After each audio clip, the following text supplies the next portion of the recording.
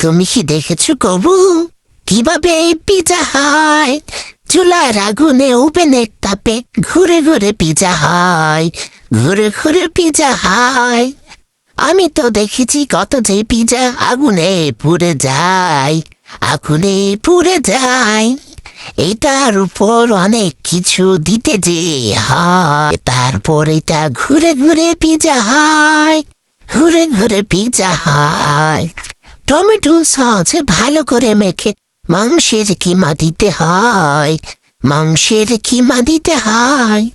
Capsicum cheese দিয়ে তেল মেখে ওভেনে দিতে হয়, ঘুরে ঘুরে পিজা হয়।